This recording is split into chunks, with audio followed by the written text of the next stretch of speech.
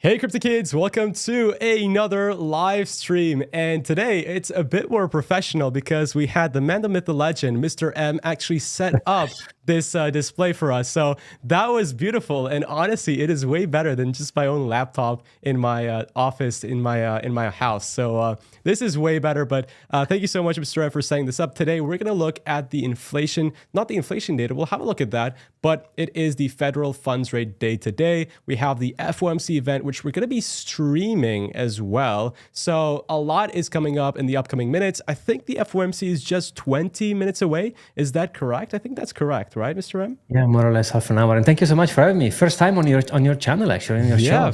First time. And guys, do make sure to go ahead to Mr. M's channel. I'm going to share it in just a second, but bear with me because I'm trying to use the software. But ladies and gents, thank you so much for joining the stream. We have around 147 people, which is not too shabby whatsoever. Let's make sure to destroy the like button. That would be very, very much appreciated. But ladies and gents, without further ado, and thank you so much, Mr. Diogo, for moderating the chat. Appreciate it. Let's play the intro and then we'll jump into the Bitcoin TA.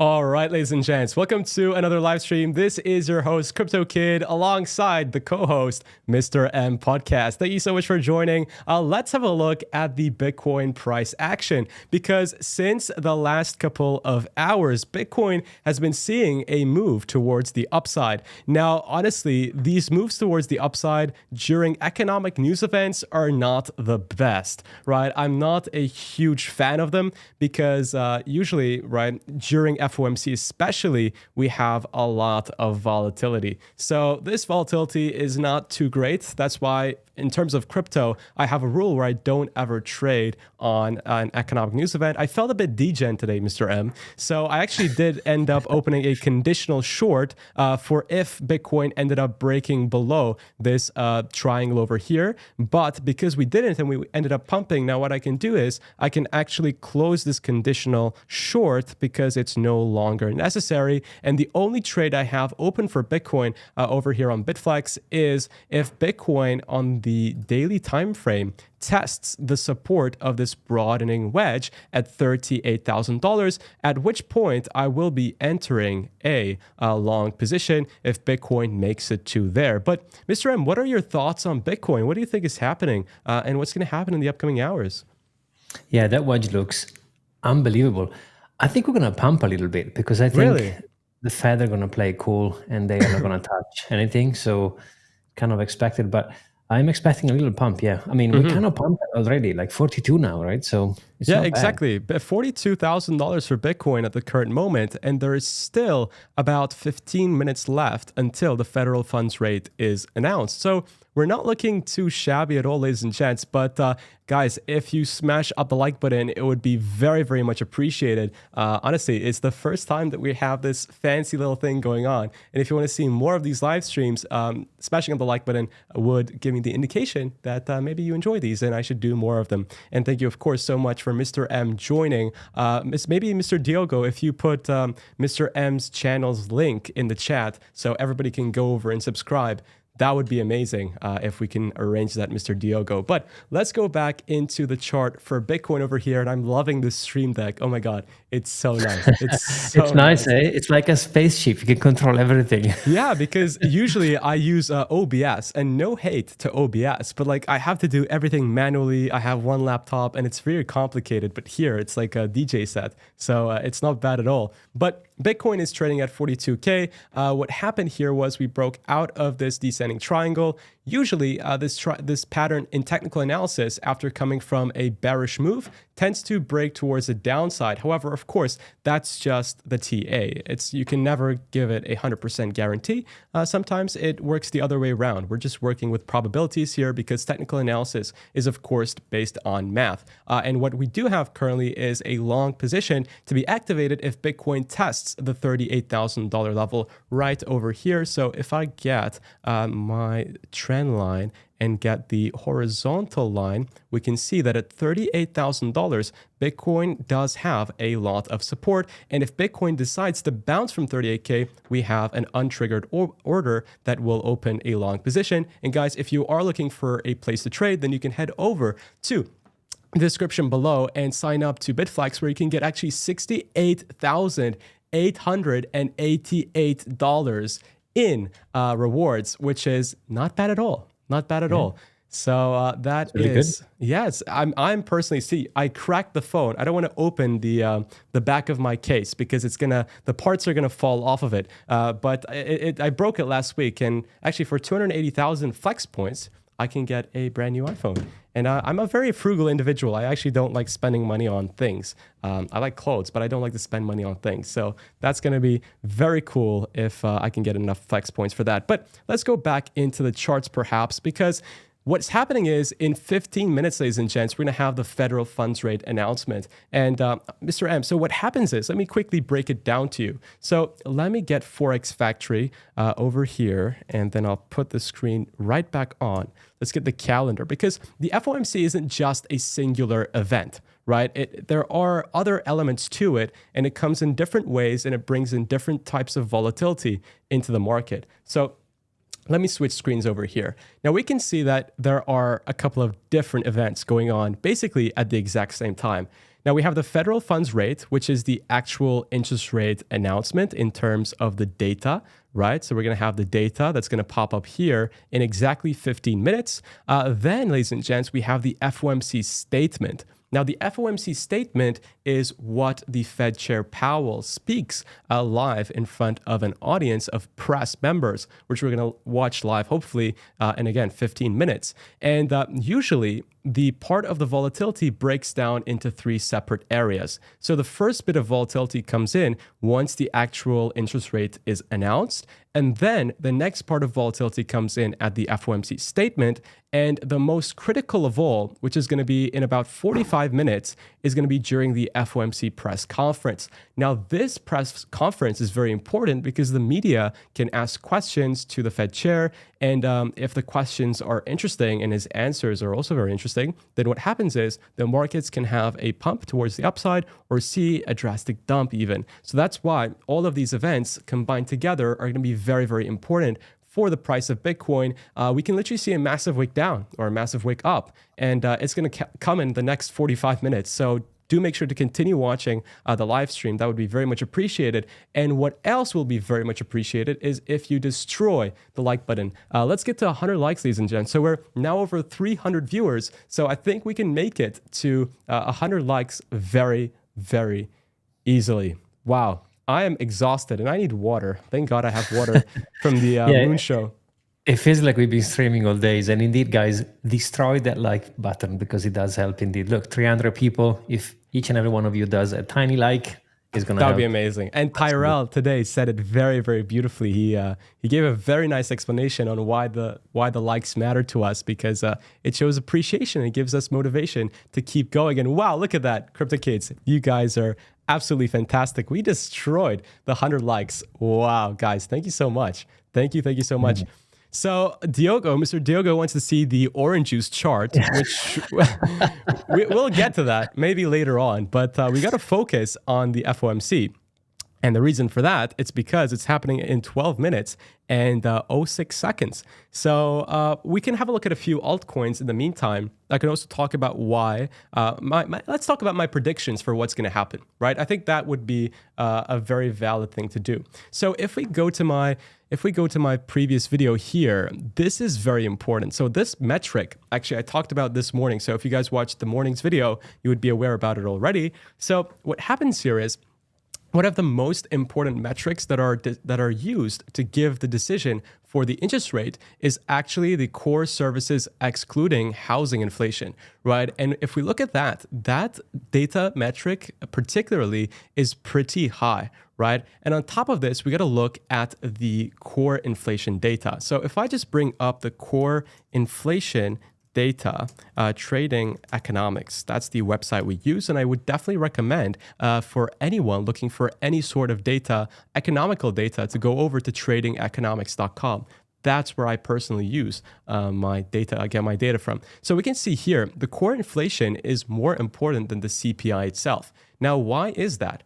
Now, the reason for this is because it includes the volatile stuff like food and energy, right, that keeps on changing and can be affected by many external factors. So this is kind of the CPI, but a bit more truthful version of it, right? So that's why this is the metric that we got to focus on. And the core CPI is what, the Fed kind of looks at when determining what's going to happen in terms of an interest rate. So we're at 4% here, and the Fed, they have a target of 2% inflation. So we're still about 2% away from it. And if we look here, it took us, so this was back in April, right? It took us April, God, I hope I don't forget my months. So January, February, March, April, May, June, July, August, September, October, November, and now December. So it took us 9 months to go down by 1.5%. So everybody's expecting that we see the interest rates start decreasing in March or even January. However, the reality is it took us 9 months to get down from 5.5% core all the way down to 4%. So we're a very long place away to getting to the 2% inflation goal. However, I really do think, because it is going to be election year next year, the Fed will be under pressure to reduce the rates as fast as possible for the elections, right? So that Bidenomics looks successful. Right, as he tweeted that the US had 0% inflation a couple of weeks ago, and it got flagged as a community note, which was very funny. But yeah, that's the situation. However, the reality is, right, it's not changing. It's unfortunately not changing. The reason why it's not changing is because if I switch over to the screen here, the US just passed $33.9 trillion in national debt. And look, Mr. M, all they're doing is they're just pushing something that's inevitable to come. Like eventually it's going to implode on itself, right? So actually, all the crypto kids that have been watching for the past couple of months know in June, the US was actually going to default on its debt. They were about to default. And do you know what happens if the US defaults on its debt? The dollar is gone. And they were literally seconds away of doing that, exactly that. So it is a very scary time. And actually, over on Twitter, let me see if I can find it. On Twitter, they made a survey to US citizens, right? So they were saying Americans are adamant that US economic circumstances are getting worse. So let me just find that very quickly, because honestly, that was very interesting. Actually, Mr. M, do you think you can pull it up if I send the link to you on Telegram? Is that possible? I can, yeah. Sure. Okay, so let me send this to you, because this is very shocking. This shows the reality of the situation. But hold on, you won't be able to share your screen. That's the issue. I was about to say we might be able to tweak it together, but that requires some work from your end. You know what? It's fine. It's fine. I'll give you the gist of it. The gist of it is basically Americans overall are saying that they're less wealthy compared to pre-COVID times. So clearly, right, the economy looks better compared to at least COVID time, but Americans are less wealthy now. They can afford things less compared to their wealth pre-COVID. So things are not looking good, even though the media is screaming soft landing. If you go to the year before, the 2008 global recession, I actually went on Google and I searched 2007 articles for soft landing. And what you can see is in 2007, before one of the greatest recessions of our lifetime, media was outlining the phrase soft landing. The US is going to have a soft landing. But guess what? A couple of months later, the complete opposite of that happened. So I think we're going to have the similar situation. And let me see, it would be amazing if I can get my Twitter on the monitor. And again, I'm just trying to get used to this new display and this new setup. Yeah, you're doing great. I think I'm not doing too bad, at least, which is great. There we go. And by the way, I completely agree with you. Back in the days, we used to have multiple classes, middle class, rich to poor.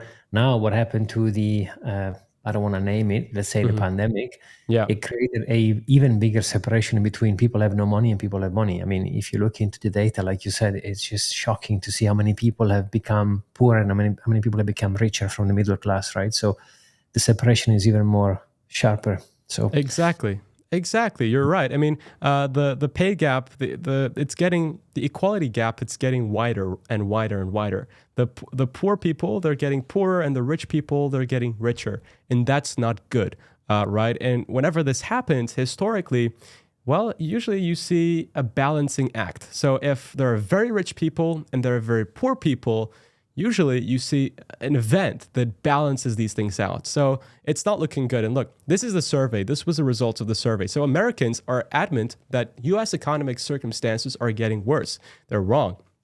So share of US adults who hold each view by whether the view is supported by the latest data, right? So this is just some context about the information.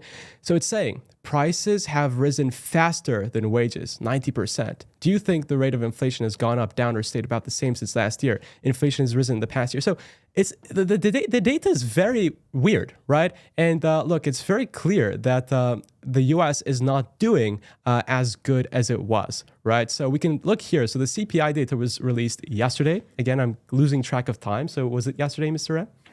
I think it was yesterday or a couple of days ago. Yeah. So December 12th. I don't know.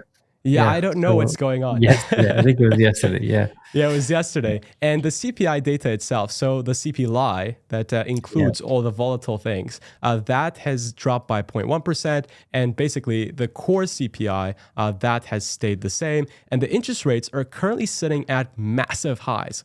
Massive highs. Like if we look at the past 25 years, we're actually at, my eyes can't tell, but we're actually at, I think we're over the 2008 recession, pre-2008 recession. So look, from this, what we can tell is that honestly, it's just not looking good. And I'm going to find the data set which predicts how many people think that there's going to be a recession next year. So I think it was there. Okay, perfect. So the probability of a US recession in 2024 is at levels seen only twice before the 1960s, right? Sorry, since the 1960s. And both times ended in severe economic depressions. So guys, it's not looking good. And you're probably asking, how does this impact Bitcoin? Well, it's a very good question. And Mr. M, I also want your take on this. So what happens is we know that historically Bitcoin actually has never faced an economic recession, excluding COVID, because that was just like, that was an anomaly. Bitcoin came down to $3,900 and then rebounded sharply after. But Bitcoin was created after 2008 so that a situation like this would never, ever happen again. That was Satoshi's vision, right? So Bitcoin, for the first time since 15 years almost of its inception, has the time to prove its worth to the world. It has the time to prove that it has been built to serve this purpose only, and it's to avoid global recession. If you do face a recession, then people will soon realize that gold, yes, it's a good inflation hedge, but Bitcoin, ladies and gents, is absolutely better. But what's your take on that, Mr. M? I'd love to know. I completely agree. And by the way, just to prove what you were saying, food for thought, if you rewind the clock 40 years or maybe 45 years ago when I was a little baby, I remember we used to have people, they used to have one family member working. They used to own their apartment or their house. And with one income, a household was okay. People have food, people have shelter and all these things. Now, if you think about a average couple, maybe he or she, he or she, whatever you are, it doesn't matter. Two people producing income, they can't buy, right? And even if they can barely put down 10% deposit. So which means all those numbers you read, CP lies, are a bunch of lies, because I wish it was 4% core. It's probably like 15 or 20, right? Look, guys, let's do a social experiment here. Let me know, right, in the comment section, not in the comment section, but in the live chat, is the same milk that you buy daily from the grocery store, is the same piece of loaf of bread that you buy from the grocery store, is it 4% more only compared to last year? Well, I'm sure the answer is going to be absolutely no, but I'd love to hear it. Like, let's make a social experiment. Let's prove that CPI data is a lie. Tell me, is the same loaf of bread the same price? The ingredient themselves, if you look into wheat, like, they've gone up 20% or something. So dude, it's not possible. We know orange juice has gone up by 250%. Yes, looking for the orange juice. But if you look during the pandemic, what happened to the price of like? Oh, wow, wheat has been dropping actually. Yeah, it's dropping now.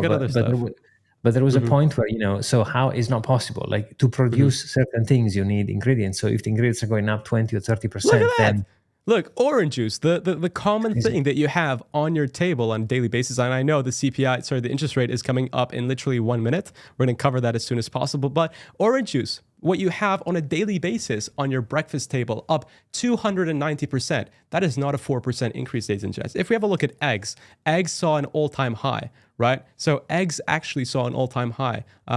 So if I go to, God, where is it? So this is a commodity, but do they have egg here? God, I don't think they have eggs. Anyways, it is what it is. It is what it is.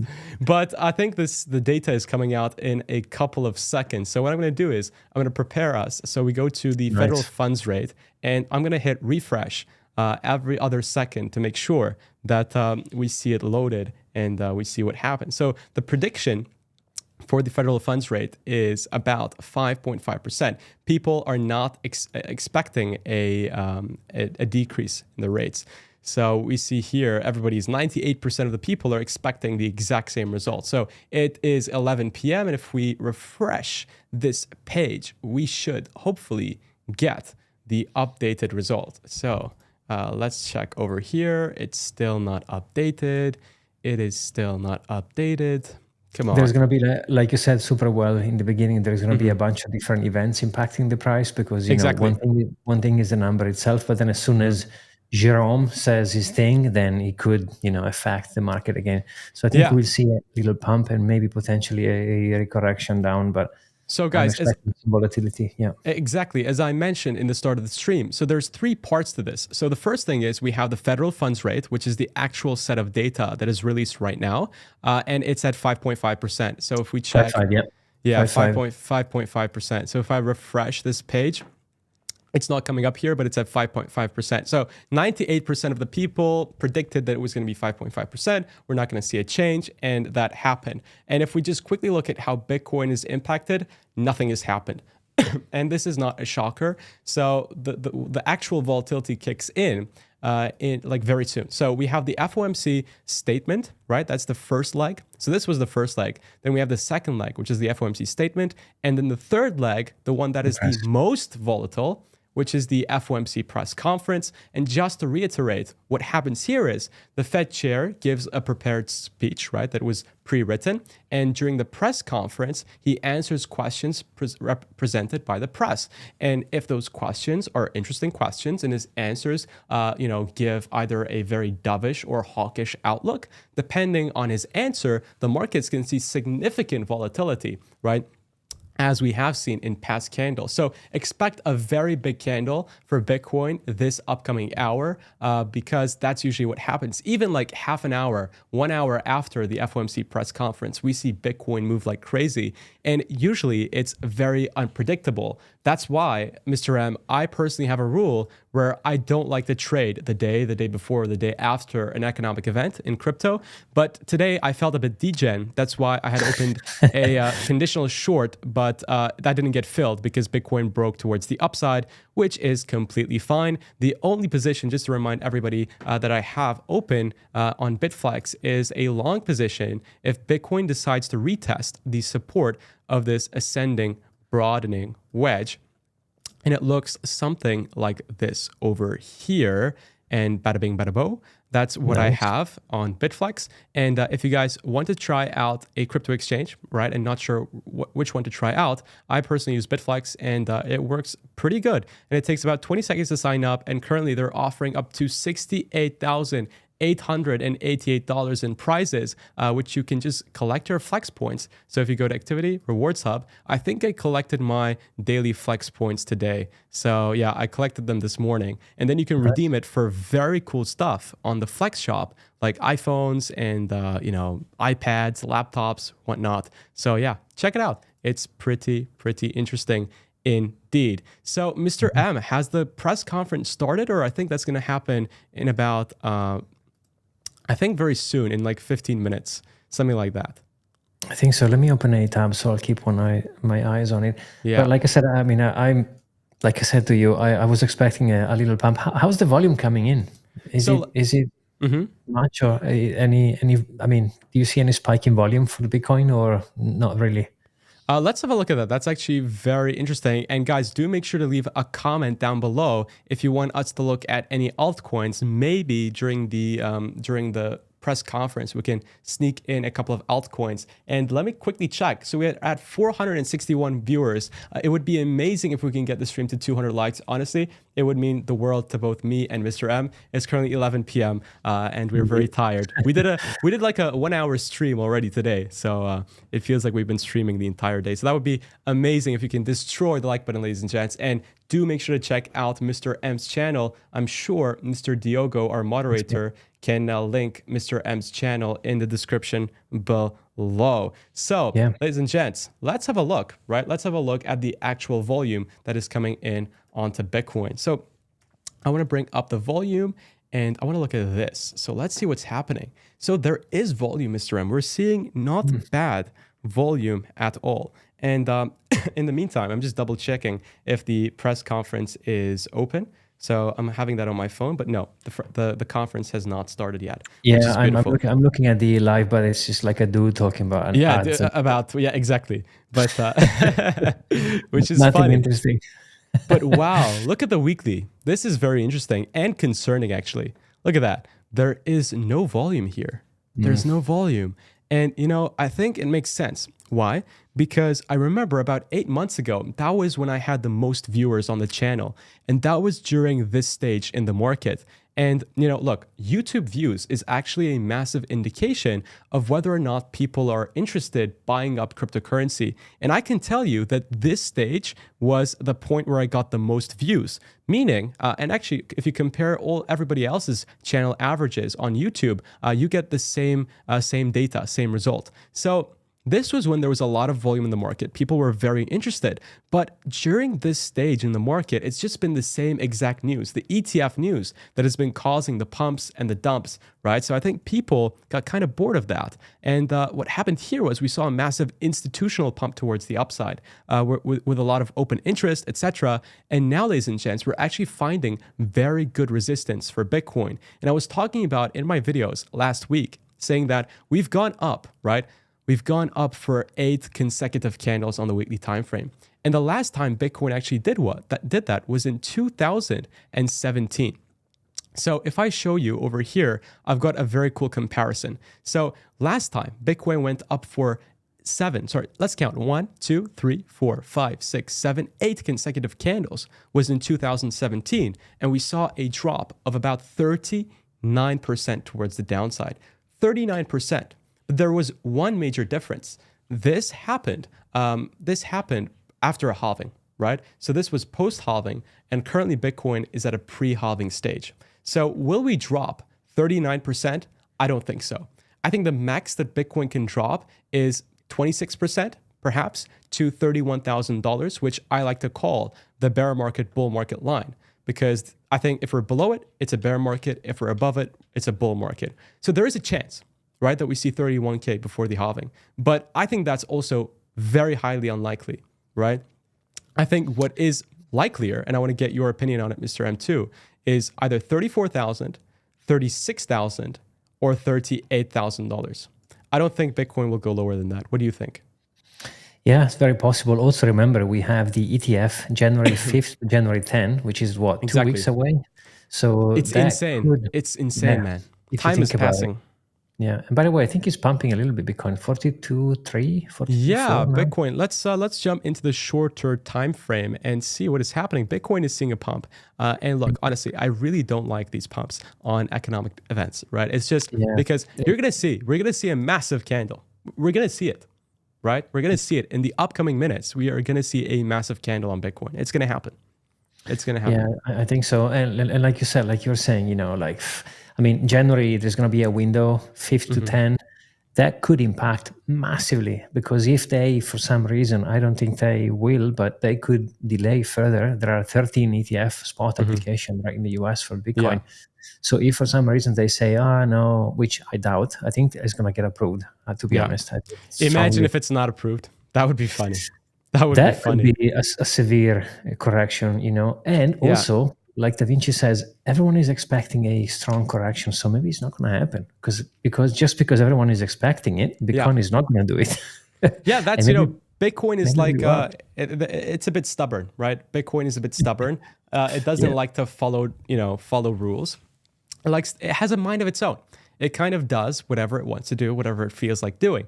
And if a lot of people are pressuring Bitcoin to do one certain thing, well, guess what? It tends to It's not do the gonna other. do it. Exactly. Exactly. It's I annoying. mean, think about for a second. There is people out there still waiting for a 10,000 Bitcoin, or Yeah. even better, there is a CME gap at 9,000, and some people are saying we're gonna go and revisit it. So, Uh-huh.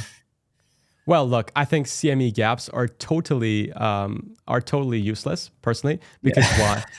Look, a lot of YouTubers talk about CME gaps, and I'm a YouTuber that doesn't really talk about it too much. Now, the reason for the reason for that is because the CME is not where most of the volume comes to Bitcoin from. Like Bitcoin is not dependent on the CME chart, right? It's not because Bitcoin is tradable 24/7. Of course, in stocks, it makes more sense because, well, the weekend is off for stocks, right?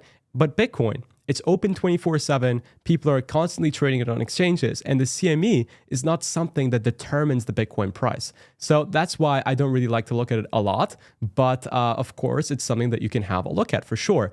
And ladies and gents, don't go anywhere because in literally 20 minutes from now, hopefully we're going to see the press conference start. And that is when the real volatility kicks in. So you do not want to miss that. We're going to see a massive candle on Bitcoin, and you got to be ready for that with Mr. M. We're going to be checking it out. And just for the new guys that have just recently joined the stream, what happened was the interest rates, we saw it stay at exactly the same rate at 5.5%. So that was not too big of a shock.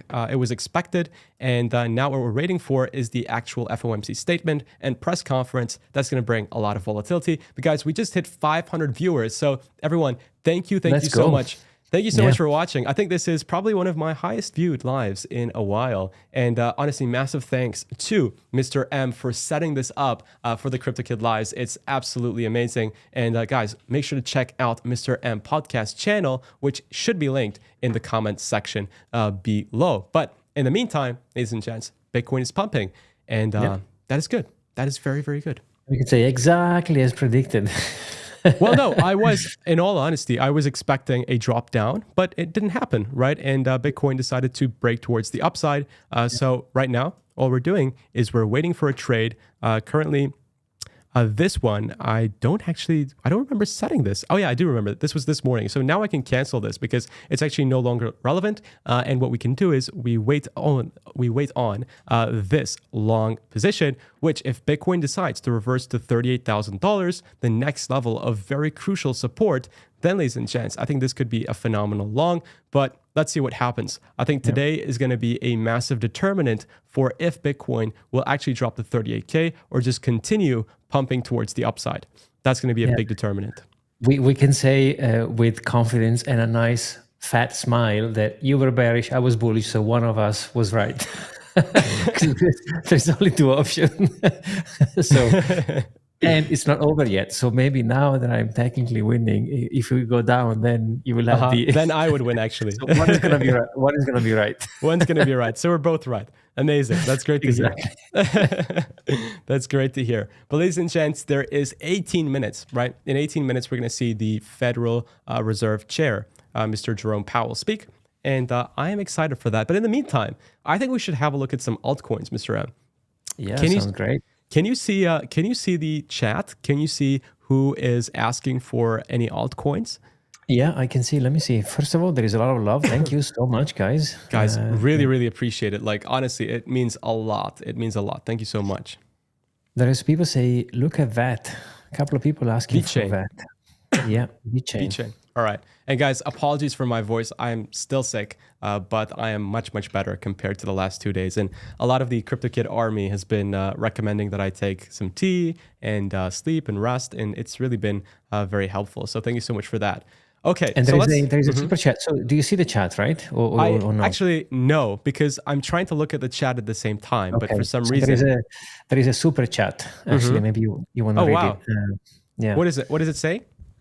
So let me zoom in because my monitor is super wide and I can't see much, age. Age, so must be tough being old. Yeah. Sherwin says, my mentor truly believe that Bitcoin will fall between 9 and 20K, but we shall see. Oh, Okay. wow. That I is, don't, yeah, that's a wow. Okay. I mean, first of all, it's a hell of a range, 9 that and is a hell of 20. a range. That is one hell of a range. But I will question your mentor because I don't think he's going to go either. I don't think we'll ever see. I mean, no financial advice.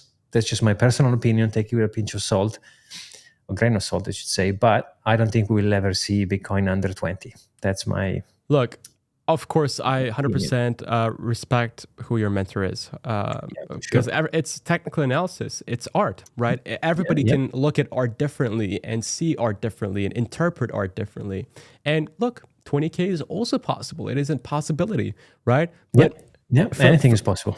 anything is possible. But from my mathematics, from my analysis of the charts, I think for us to go below $20,000, which would be like here, right? That would be a drop of like a catastrophic drop. That would be a drop of around 53%, which coming up to a halving is incredibly rare. That would be catastrophic, and that requires a huge black swan, like a huge black swan. So in my personal interpretation of TA, I don't think we will see a $20,000 Bitcoin unless, at least in this very, very short term, or even in the intermediate term. Of course, we never know what's going to happen in 10 years, right, or 5 years. It's too far to predict, but it's not looking too possible or feasible, in my opinion. Yeah. Nick says his mentor might be Elizabeth Warren. It's actually really funny, bro. Yeah, no, exactly like you said, and that's why, like CryptoKid says all the time, DCA. Do not Exactly. wait for a specific target because it's like catching a falling knife. Yeah. Go in, decide how much money you want to invest. Again, no financial advice. That's what I'm doing. And then spread your buy in and spread your sell out. Your DCA in, your DCA out. Because if you try to Very well said. bottom the top and or the bottom, you're getting burned. I'm still Exactly. Dude, because as traders, we don't have a crystal ball. Like, I can't just look into a magical sphere and say, oh, Bitcoin is going to top at $69,000. It's just not possible. But as traders, our mission is to make money, right? So even if you didn't buy Bitcoin at the exact bottom, $15,500, if you bought at 18K, then you bought at 20K, then you bought at 25K, now you have a very decent average, right? And of course, if you already believe in Bitcoin, if you believe that Bitcoin is going to become the money, then it doesn't really matter whatever price you buy, because as Michael Saylor says, you buy Bitcoin at the price you deserve. And that's what I do, right? I always buy on a weekly basis, buy Bitcoin and see what happens over there. But ladies and gents, we are around 13 minutes away from the FOMC press conference. And like I've been mentioning, we're going to see some very severe volatility on Bitcoin. And you know what? Let's have a look at the S&P 500, because I'm actually wondering what the S&P is doing. It's not something that I've looked at in a while. I've not looked at traditional stocks in a while, but look at that. Look at that. Wow. Unbelievable. So look, I like Mr. M. I like traditional stocks a little bit. The reason why I like traditional stocks, because look, the interest rate came in at 5.5%, right? It came out as expected. It's okay. So hypothetically, that should cause a pump, right? We saw the CPI drop by 0.1% yesterday. So that should cause a pump. And guess what? The S&P follows logic, right? But Bitcoin, sometimes it doesn't follow that logic. But actually, looking at metrics, the US economy is not doing too good at all, right? And it's pretty impressive that the S&P, like Bitcoin actually, has been going up for 1, 2, 3, 4, 5, 6, 7 consecutive candles on the weekly time frame. And at around, I think, 4,700, we have a lot of resistance. But Mr. M, do you have any stocks, or are you all in on Bitcoin? No, man, there is no second best. There is no second best. I like that. And by the way, fun fact about Elizabeth Warren, just go back to what Nick said earlier. I don't know why everyone is afraid of her, because she introduced 330. Remember, we were reading the stats today for the Moon Show. We didn't manage to put it on the screen because Tyrell was such amazing. He has so much content. We just let him go because he dropped some amazing knowledge. Amazing alpha. Amazing alpha. Amazing alpha. But the funny fact is, she tried to introduce 330, right? And and only one has passed. So Okay. yeah, I wouldn't care. I mean, her track record is really bad actually. So I wouldn't care much about what she's doing, because yeah, it looks like, if you think about 330 to 1, it's really bad score. But no, I don't have any. I'm all in crypto, specifically Bitcoin. Bitcoin is my go-to. I have some bags, of course. I love Chainlink and other coins, but main it's Bitcoin. And if you think about it, since January, 160%. I mean, Yeah. best performing period. Dude, exactly. And it's Bitcoin is flying, S&P is flying, everything is flying, and it almost feels like that a recession is not coming around, which is super funny. It's really, really funny. And this time around is going to be very interesting. We have the US election, we have the UK election, we have predictions of a recession, a global recession. So honestly, we're at a very, very interesting time indeed. But ladies and gents, just a reminder, in 11 minutes approximately, the press conference is going to start, and we're going to shut up and listen to what the Fed Chair Powell is going to say, and then afterwards analyze what Bitcoin is going to do, the stock market is going to do. So do stick around for that. And ladies and gents, also, if you smash up the like button, that would be very much appreciated. Check out Mr. M's channel. And if you're not already subscribed to CryptoKid, what are you doing with your life? So exactly. And I guess the good thing is, it doesn't matter what Bitcoin is going to do. We're going to celebrate, because if the price goes up, we celebrate. Yes. If it goes down, celebrate, because we're DCAing, so we're buying cheaper. Exactly. If price goes down, we can buy cheaper Bitcoin. If price goes up, well, our Bitcoin holdings also go up in price. Exactly. So whatever Bitcoin does, we are happy. We always win, which is beautiful. Exactly. And like you said earlier about DCAing, guys, don't trust me, neither CryptoKid. Just go and watch what Michael Saylor is doing. There is actually a portfolio, michaelsaylortracker.com, that shows exactly what he's been doing. And Let's have a look at that. top. He bought the top, bro, and yet he's like 30% in profit. But do you know why he buys the top? Do you know the explanation for that? Well, I mean, I don't think he cares. I think he has a long-term vision anyway, so who cares? I mean, so the look, top... let me show. There's a reason for why Michael Saylor buys the tops. So the reason that you can see that Michael Saylor buys up the tops is because what he does is, it's called marginal collateral. So of course, Michael Saylor doesn't have this much billions of dollars to deploy into Bitcoin himself, although he does have his own portfolio, right? How he actually accumulates this amount of Bitcoin is by, so he buys Bitcoin in the first place, right? And once the value of Bitcoin goes up, now he has a higher collateral. So he borrows against this collateral to buy up even more Bitcoin with a loan. So actually, for him, it's better to buy up Bitcoin when the price is higher, because he can get more collateral to buy more Bitcoin. Yep. That's the kind of explanation to it. But look at that. 39.37% he's in profits. He's in $2 billion worth of profits for Bitcoin. And he's honestly, I think he is probably going to be, in history as the greatest investors of our time and a genius. Exactly. And if you look at those green dots, he literally bought consistently. So DCA works. Look at that. That's data. Yeah. I mean, he's been buying down there. He's been buying up there. But guess what?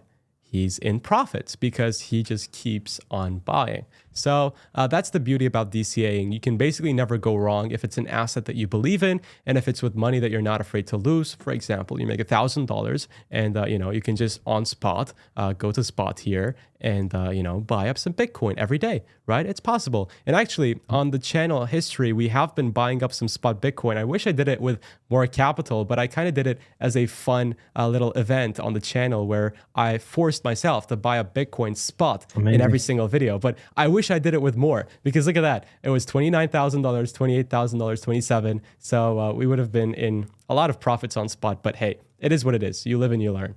You live in and it's funny how in retrospective is always the same thing, which is, I wish I would have bought more Bitcoin. Yes. Look, whenever there is a funny meme. The guy opens up one of those cookies they have a message, and the message says buy more Bitcoin.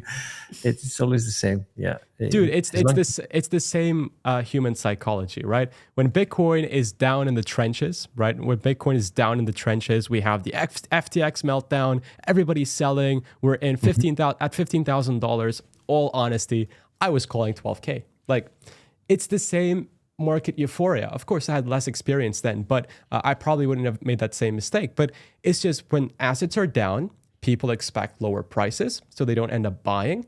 And when assets are up, people expect higher prices, so people end up, they don't end up selling and taking profits. It's the exact same thing. Yeah. Every Greed single and time. fear, bro. Greed and fear. Exactly. Greed and fear. So that is why there is an indicator called the Fear and Greed Index. And Exactly. look, Carl is in the chat. Oh, Carl, really? Whoa. Yeah, he just said, yo. Yo, Carl. Yo, Carl. What's up? Nice to see Carl you. in the chat. Nice. Yeah, how was your date, bro? I hope it went well. I hope it was worth me taking over your spot and doing 2 streams in one day. Exactly. I was about to say we've been streaming consistently since 5. It's like 11, half 11 actually. It's crazy. It's crazy. But thank you for watching, Carl. It's appreciated. If you can smash up the like button, that would also be very appreciated. Carl, actually, I think I did it for you just now on this computer. Yeah, that makes sense. Fine. But what's the number now? I can't read it. It's 60, 65? 65. Yes, the Fear and Greed Index is currently at 65. And just a couple of days ago, we were at like 72, right? So look, the basic principle with Warren Buffett, with general investing overall, is that whenever there is greed in the market, right, that's the time to sell. So when your friends start calling you up saying, hey man, is it a good time to buy Bitcoin? That's the best indicator to sell everything, right? To sell, get out of everything. Once your grandma that doesn't even know how to use the internet says, hey, what is this crypto thing?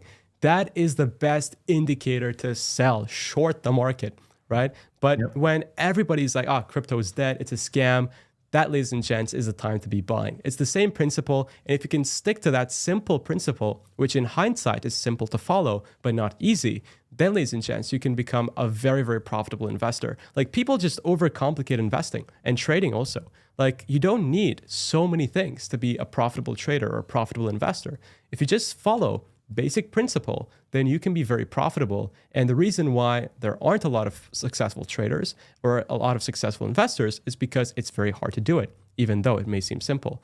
But ladies and gents, we have 4 minutes until the live stream is about to start. And guys, expect some drastic volatility. There is going to be a lot of volatility on this candle. Bitcoin can shoot up 5%, dump 10%. Okay, maybe not dump percent, maybe not dump that much, or increase that much. But anyways, you get the gist of it. Yeah, but there's going to be volatility, yeah, indeed. And by the way, people in the chat are saying, Carla, was your date? I love it. I have been spreading rumors. Yeah. Nice. No. I'll do him a favor. He wasn't on a date. At least that's what he's saying. He was on a date with Da Vinci. We'll drill him. On Friday, He was on a date with Da Vinci, which is very questionable, but it is what it is. Yeah. No, and Da Vinci has a fiance, by the way. Let me put that out there too. Anyways. Yeah, no, exactly. Anyways. But it's good to see people in the chat. Even Martin was like, how was your date? Dude, I would love to put up these comments on the screen, but I just have no clue how I can do that. You should see on the other screen, the one on the left. I fixed it. It. There should be. Now, the only risk is when you put a comment up, it might cover your face. But I'll show you. I can guide you on how to change it. I think it's fine. Worst case, we just we don't do it. But ladies and gents, 3 minutes left until the FOMC statement. And as we broke down earlier on the stream, there's going to be 3 different legs of volatility. So the first thing is going to be the federal funds rate, right? So that's going to be the actual release of the interest rate data itself, which came at 5.5%, exactly the same as the previous one. So there's not been too crazy volatility in the Bitcoin markets. However, the S&P 500 has been absolutely skyrocketing, which is not bad whatsoever. And looking at the second leg of volatility, that's going to be coming at the FOMC statement itself. So over there, the Fed chair will actually read a pre-prepared statement, and he's going to read it out. And according to his comments, if he's dovish, meaning that he's predicting that the interest rates are going to fall down, then the market tends to see a rally. Or if it's the opposite, then the market tends to see a dump. So that's going to be the second leg. And the final leg is going to be the FOMC press conference, which is going to be the most volatile of all, because that's when the press get the opportunity to ask the Fed Chair Powell questions directly to him. And that's when Bitcoin goes crazy. Exactly. And guys, we have over 500 people watching. Come on, Wow. please smash the like button because CryptoKid deserves it. I think, honestly, thank you. I just want to say a massive thank you to Mr. M, because honestly, you guys know my live streams have been never this professional. So massive shout out to Mr. M for setting this up for me. And do make sure to check out his podcast channel. He has one of the best podcasts in crypto, period. And if you are on the run to school, or if you're driving to work, it's probably a very nice time to pull that up and listen to some of the biggest players in crypto, actually. So that is not too bad. To be fair, the one we've done, you and me, is still one of my favorite. And I'm not saying because you are here, I like it. So I loved it. I love it too. Oh, okay, it's starting. So let me just quickly switch over to the tab here and make sure that this is on. So look, I have a feeling this is not going to work. So what I'm going to do is I'm going to go onto YouTube. It's going to work. It's going to work. It's going to work? Yeah, it's working on my. If you do a refresh and play, okay, it was working on my computer. All right, so let's give that a shot. Okay, perfect. So what I'm going to do is I'm going to switch the mixer to main mix, and Mr. M, maybe it's better if you mute. So have you muted? Perfect. Okay, main mix, and I'm going to press play, and we're going to do that. So it's full volume. And guys, let me know in the chat if you can hear it, because actually, Mr. M, I can't hear it. That's the issue. I don't think there's audio yet. Okay, that's probably why. And that's fine. Okay, Mr. Fed Chair is coming up. All right, let's see what happens. Is there audio?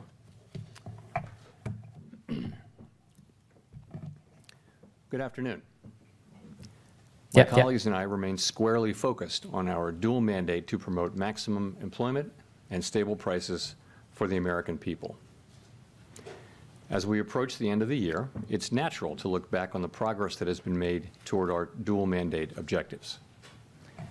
Inflation has eased from its highs, and this has come without a significant increase in unemployment. That's very good news. But inflation is still too high, ongoing progress in bringing it down is not assured, and the path forward is uncertain. As we look ahead to next year, I want to assure the American people that we're fully committed to returning inflation to our 2% goal. Restoring price stability is essential to achieve a sustained period of strong labor market conditions that benefit all. Since early last year, the FOMC has significantly tightened the stance of monetary policy. We've raised our policy interest rate by 5.25 percentage points and have continued to reduce our securities holdings at a brisk pace. Our actions have moved our policy rate well into restrictive territory, meaning that tight policy is putting downward pressure on economic activity and inflation, and the full effects of our tightening likely have not yet been felt. Today, we decided to leave our policy interest rate unchanged and to continue to reduce our securities holdings. Given how far we have come, along with the uncertainties and risks that we face, the committee is proceeding carefully. We will make decisions about the extent of any additional policy firming and how long policy will remain restrictive based on the totality of the incoming data, the evolving outlook, and the balance of risks. I will have more to say about monetary policy after briefly reviewing economic developments. Recent indicators suggest that growth of economic activity has slowed substantially from the outsized pace seen in the third quarter. Even so, GDP is on track to expand around 2.5% for the year as a whole, bolstered by strong consumer demand as well as improving supply conditions. After picking up somewhat over the summer, activity in the housing sector has flattened out and remains well below the levels of a year ago, largely reflecting higher mortgage rates. Higher interest rates also appear to be weighing on business fixed investment. In our summary of economic projections, committee participants revised up their assessments of GDP growth this year, but expect growth to cool, with the median projection falling to 1.4% next year. The labor market remains tight, but supply and demand conditions continue to come into better balance.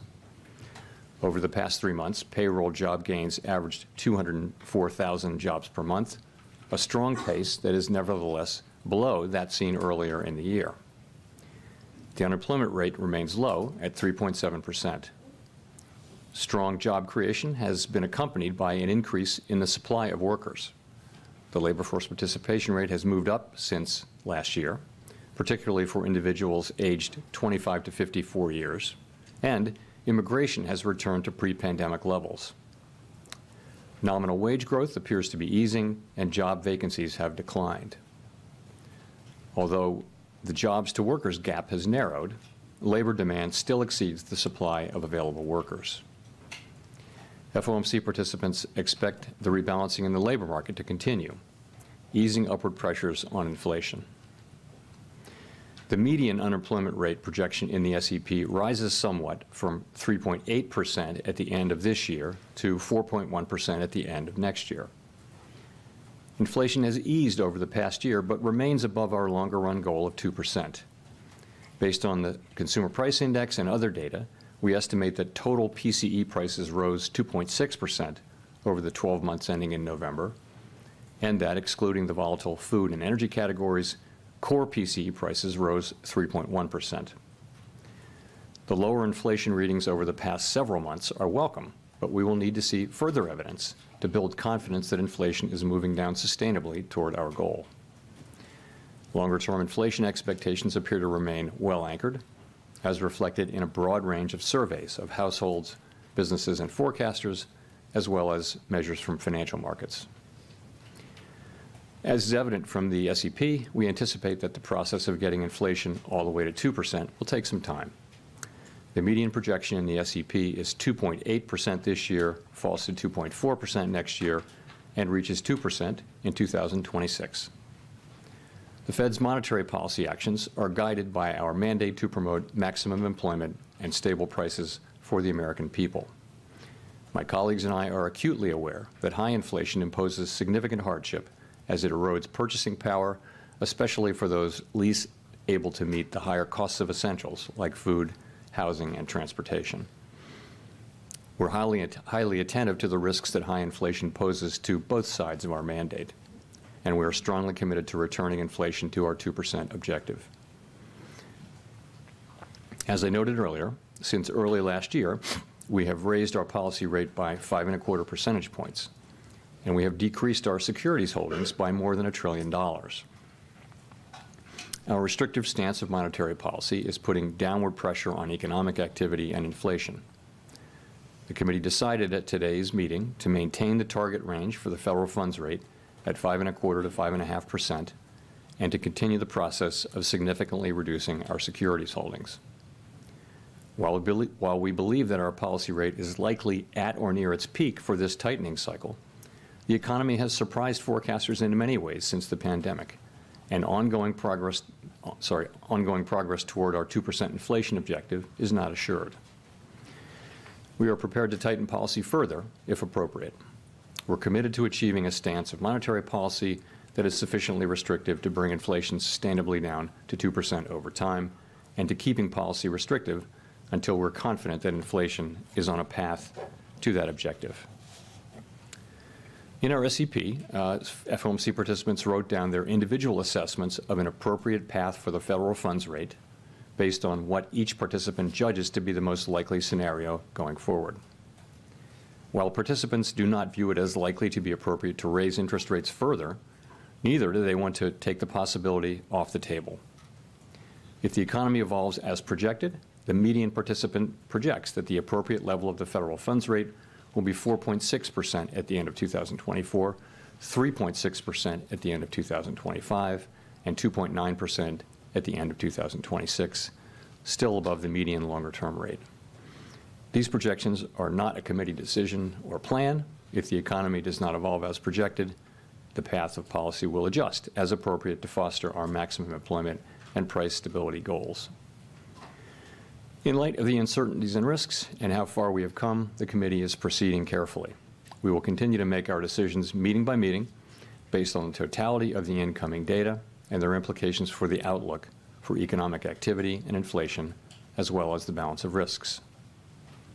In determining the extent of any additional policy firming that may be appropriate to return inflation to 2% over time, the committee will take into account the cumulative tightening of monetary policy, the lags with which monetary policy affects economic activity and inflation, and economic and financial developments. We remain committed to bringing inflation back down to our 2% goal and to keeping longer-term inflation expectations well anchored. Restoring price stability is essential to set the stage for achieving maximum employment and stable prices over the longer run. To conclude, we understand that our actions affect communities, families, and businesses across the country. Everything we do is in service to our public mission. We at the Fed will do everything we can to achieve our maximum employment and price stability goals. Thank you. I look forward to your questions. Thank you. Chris Rugaber at Associated Press. I wanted to ask, how should we interpret the addition of the word any before additional firming in the statement? I mean, does that mean that you're pretty much done with rate hikes and the committee has shifted away from a tightening bias and toward a more neutral stance? Thank you. So specifically on any, we do say that in determining the extent of any additional policy firming that may be appropriate, so any additional policy firming, that sentence. So we added the word any as an acknowledgement that we believe that we are likely at or near the peak rate for this cycle. Participants didn't write down additional hikes that we believe are likely, so that's what we wrote down. But participants also didn't want to take the possibility of further hikes off the table. So that's really what we were thinking. Mr. Chairman, the microphone, sorry. Steve Leisman, CNBC. Happy holidays, Mr. Chairman. Fed Governor Chris Waller said that if inflation continues to fall, then the Fed in the next several months could be cutting interest rates. I wonder if you could comment on whether you agree with Fed Governor Waller on that the Fed would become more restrictive if it didn't cut rates if inflation fell. Thank you, sir. So, of course, I don't comment on any other officials, even those who work at the Fed. But I'll try to answer your question more broadly. So the way we're looking at it is really this. When we started out, right, we said the first question is how fast to move, and we moved very fast. The second question is, really how high to raise the policy rate, and that's really the question that we're still on here. We're very focused on that. As I mentioned, people generally think that we're at or near that, and think it's not likely that we will hike, although they don't take that possibility off the table. So that's when you get to that question, and that's your answer. There's a naturally it begins to be the next question, which is when it will become appropriate to begin dialing back the amount of policy restraint that's in place. So that's really the next question, and that's what people are thinking about and talking about. And I would just say this: we are seeing strong growth that appears to be moderating. We're seeing a labor market that is coming back into balance by so many measures, and we're seeing inflation making real progress. These are the things we've been wanting to see. We can't know. We still have a ways to go. No one is declaring victory. That would be premature. And we can't be guaranteed of this progress. So we're moving carefully in making that assessment of whether we need to do more or not. That's really the question that we're on. But of course, the other question, the question of when will it become appropriate to begin dialing back the amount of policy restraint in place, that begins to come into view. And is clearly a topic of discussion out in the world, and also a discussion for us at our meeting today. Can you give some color as to the nature of that discussion today? Thank you. Sure. So it comes up in this way today. Everybody wrote down an SEP forecast, so many people mentioned what their rate forecast was. There was no back and forth, no attempt to sort of reach agreement, like this is what I wrote down, this is what I think, that kind of thing. And a preliminary kind of a discussion like that. Not everybody did that, but many people did. And I would say there's a general expectation that this will be a topic for us looking ahead. That's really what happened in today's meeting. I can't do the head count for you in real time, but that's generally what happened today. Go to Rachel. Hi, Chair Powell. Rachel Siegel from the Washington Post. Thanks for taking our questions. At this point, can you confidently say that the economy has avoided a recession and isn't heading for one now? And if the answer is no, I'm curious about what you'd still be looking for. Thanks. I think you can say that there's little basis for thinking that the economy is in a recession now. I would say that. I think there's always a probability that there will be a recession in the next year, and it's a meaningful probability no matter what the economy is doing. So it's always a real possibility. The question is it? So it's a possibility here. I have always felt, since the beginning, that there was a possibility, because of the unusual situation, that the economy could cool off in a way that enabled inflation to come down without the kind of large job losses that have often been associated with high inflation and tightening cycles. So far, that's what we're seeing. That's what many forecasters on and off the committee are seeing. This result is not guaranteed. It is far too early to declare victory. And there are certainly risks. It's certainly possible that the economy will behave in an unexpected way. It has done that repeatedly through in the post-pandemic period. Nonetheless, where we are is we see the things that I mentioned. I'm curious if you're looking back on the past year, you talked about navigating by the stars under cloudy skies. Can you talk about some of the ways in which the economy surprised you most this year, where you thought it would behave in one way and had to pivot to respond? Thanks. So I think forecasters generally, if you go back a year, were very broadly forecasting a recession for this year, for 2023. And not only did that not happen, that includes Fed forecasters and really essentially all forecasters. A very high proportion of forecasters were expecting very weak growth or a recession. Not only did that not happen, we actually had a very strong year.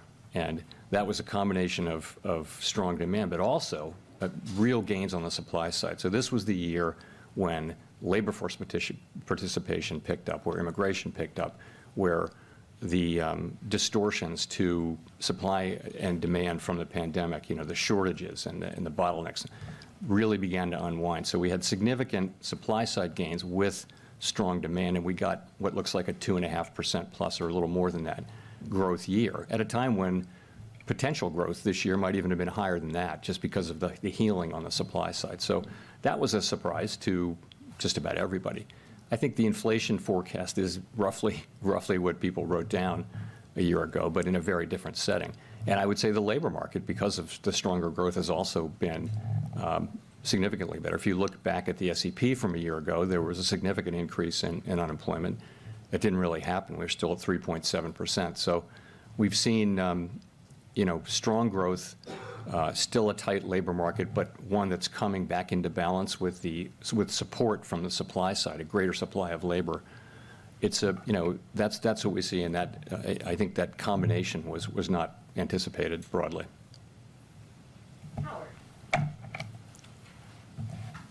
Thanks, Howard Schneider with Reuters, and thanks for taking the questions.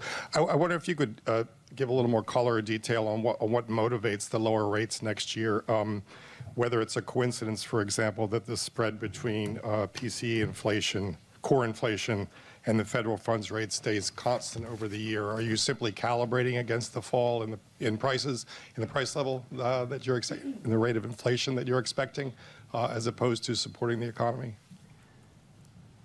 Nothing quite that mechanical is happening. The SEP really is a bottoms up, built from the bottom up, right? So I think people are looking at what's happening in the economy, and I think if you look at the big difference from September in the SEP, the expectations for inflation this year, both headline and core, have come down, really significantly in 3 months.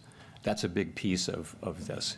At the same time, growth turned out to be very strong in the third quarter, is slowing, we believe, as appropriate. And we've had several labor market reports which suggest, again, significant progress toward greater balance across a broad range of indicators. You're seeing so many of the indicators coming back to normal, not all of them. But So I think that people look at that and they write down basically each individual writes down a forecast and a rate forecast that goes with that forecast. We tabulate them and publish it.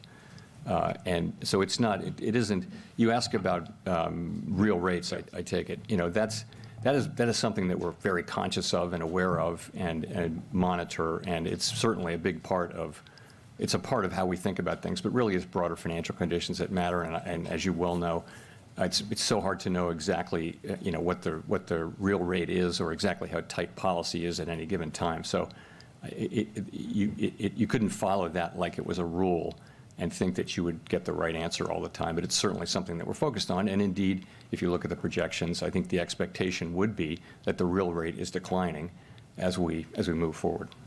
It sounds like the discussion over that, if I could follow up, has already kind of begun. I'm wondering, just related to Steve's question, how the tactics of this play out, given the slowing of inflation and the fact that the deeper you get into 2024, the closer you get to a presidential election. Do you want to front load this, in other words?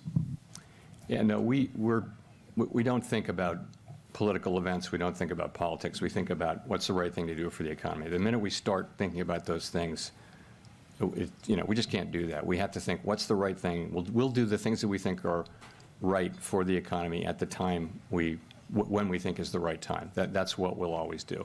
So I mentioned we're moving carefully. One of the things we're moving carefully about is that decision over, that assessment really over whether we've done enough, really. And you see that people are not writing down rate hikes. That's us thinking that we have done enough, but not feeling that really strongly, confidently, and not wanting to take the possibility of a rate hike off the table. Nonetheless, it's not the base case anymore, obviously, as it was 60, 90 days ago.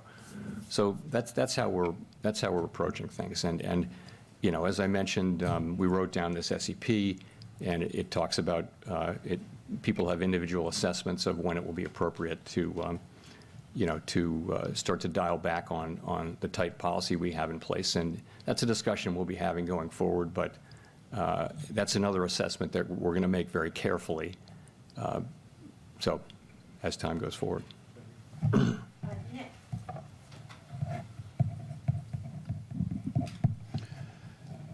Nick Timmeros of the Wall Street Journal.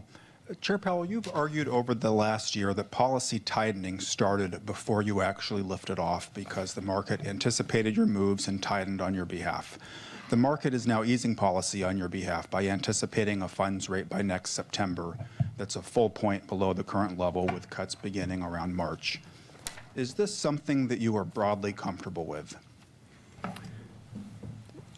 So this last year has been remarkable for the sort of seesaw thing back and forth we've had over the course of the year, of markets moving away and moving back and that kind of thing. So, and what I would just say is that we focus on what we have to do and how we need to use our tools to achieve our goals, and that's what we really focus on. And people are going to have different forecasts about the economy, and those are going to show up in market conditions, or they won't. But in any case, we have to do what we think is right. And in the long run, it's important that financial conditions become aligned or are aligned with what we're trying to accomplish. And in the long run, they will be, of course, because we will do what it takes to get to our goals. And ultimately, that will mean that financial conditions will come along. But in the meantime, there can be back and forth, and I'm just focused on what's the right thing for us to do, and my colleagues are focused on that too. The markets seem to think inflation is coming down credibly. Do you believe we're at the point where inflation is coming down credibly? Listen, I welcome the progress. I think it's really good to see the progress that we're making. I think if you look at the 12-month measure, look at the 6-month measures, you see very low numbers. If you look at 12-month measures, you're still well above 2%. You're actually above 3% on core through November at PCE. That isn't to say I'm not calling into question the progress. It's great. We just need to see more. We need to see continued further progress toward getting back to 2%. That's what we need to see. So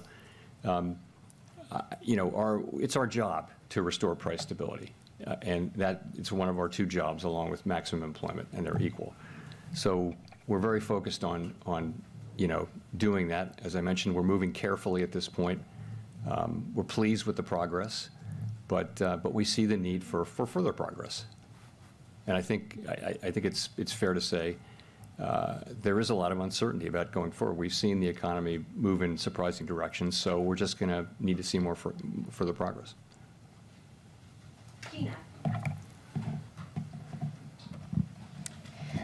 Gina Smilik, New York Times. Thanks for taking our questions. In the SEP from today, growth is notably below potential in 2024. If growth were to surprise us again in the way that it has for years now by being stronger than expected next year, would it still be possible to cut rates? Or put another way, is below trend growth necessary to cut rates, or would continued progress on inflation alone be sufficient? So we'll look at the totality of the data. Growth is one thing.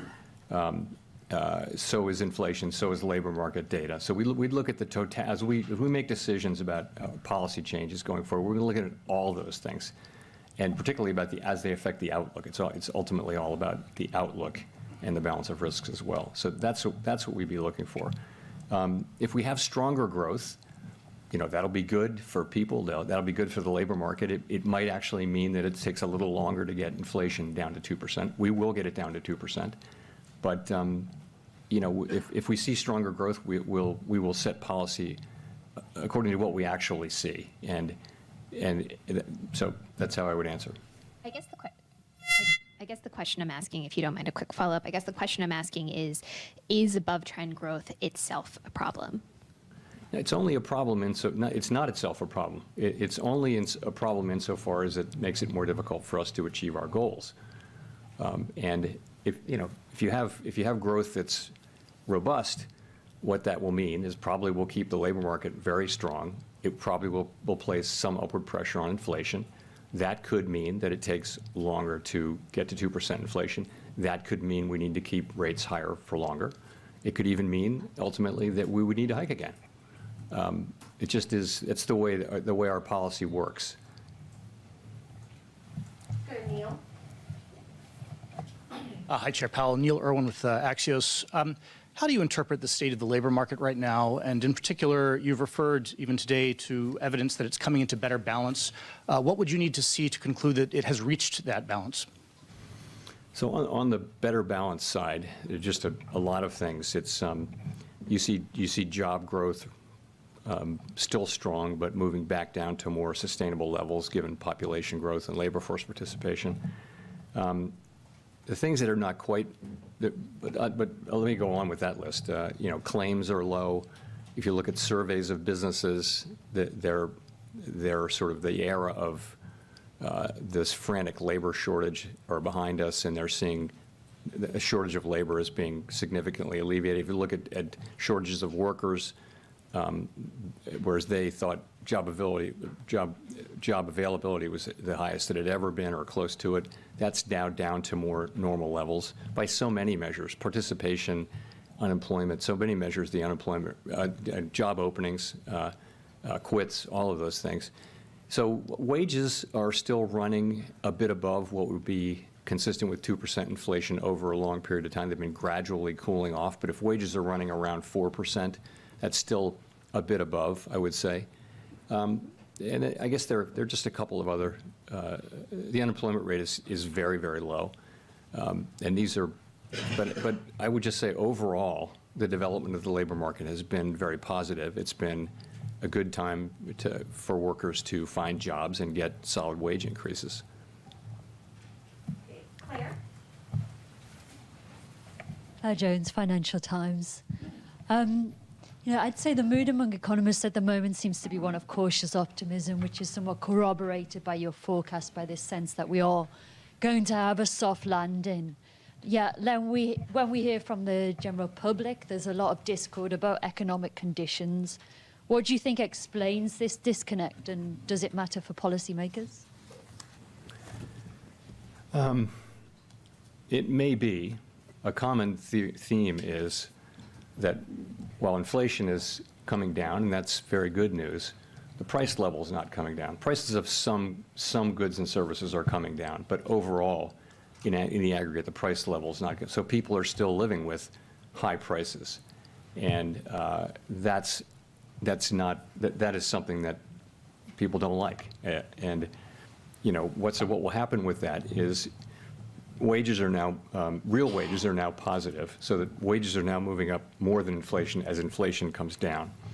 And so that might help improve the mood of people. But we see those public opinion surveys. The thing that we can do is to do our jobs, which is to use our tools to foster price stability, which has such great benefits over such long periods of time, and which is the thing that really enables us to work for and achieve an extended period of high employment, which is so beneficial for, families and companies around the country.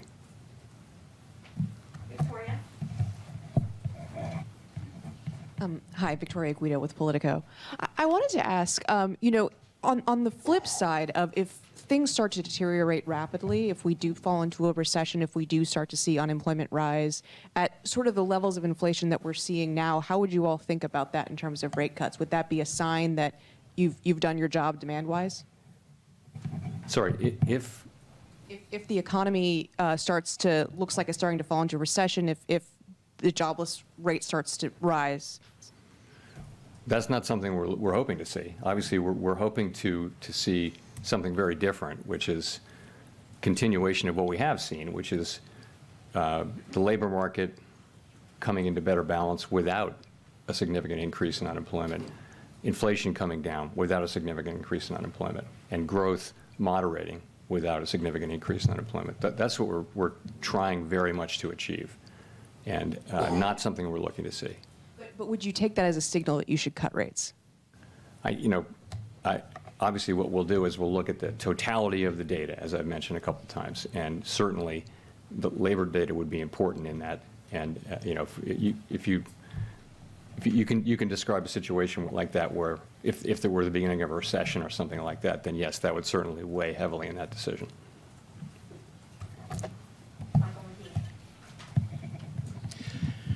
Michael McKee from Bloomberg Television and Radio.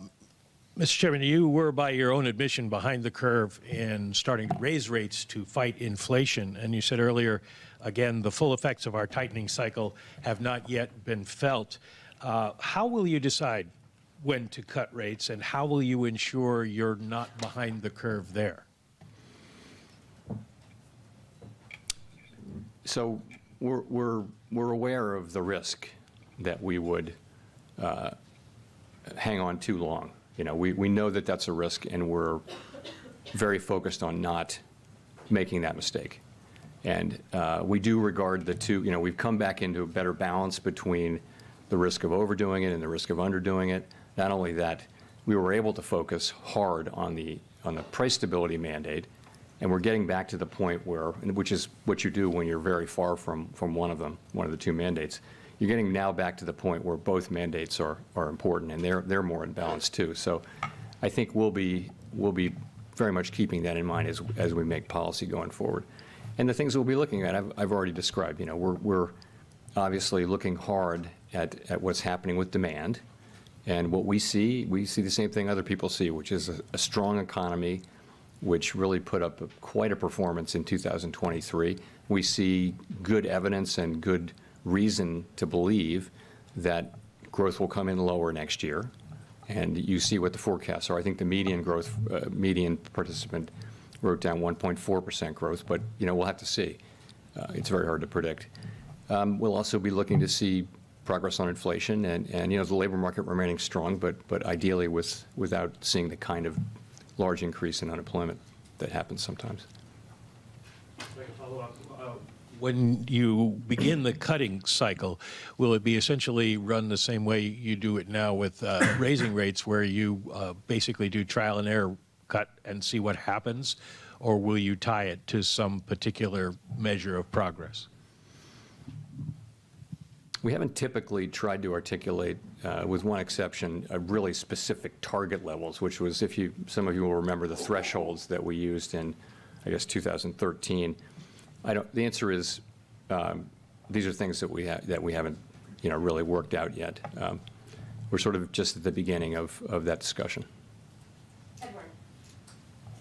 Thank you, Mr. Chairman. Edward Lawrence with Fox Business. So if the Fed cuts rates, as the dot plot is showing, about 75 basis points, does that signal or that there's a belief of weakness next year in the economy? It wouldn't, if that were, first of all, let me just say, that isn't a plan. That's just accumulating what people wrote down. So that's not something, you know this, but allow me to say it again. We don't debate or discuss what the right, whose SEP is right. We just say what they are and we tabulate them and publish them. So it's, it's important for people to know that. But it wouldn't need to be a sign of, it could just be a sign that the economy is normalizing and it doesn't need the tight policy. It depends on, the economy can evolve in many different ways, right? So, but it could be more what I just described. And you focused on core inflation. We've heard from in other meetings. How sticky is core inflation right now? Well, that's what we're finding out, and we've seen real progress in core inflation. It has been sticky, and famously, the service sector is thought to be stickier. But we've actually seen reasonable progress in non-housing services, which was the area where you would expect to see less progress. We are seeing some progress there, though. In fact, all three of the categories of core are now contributing. Goods, housing services, non-housing services, they're all contributing at different levels, meeting by meeting, or rather report by report. So, yeah. Okay, let's go to Katerina. Katerina Saraiva, Bloomberg News. Thanks for taking our questions.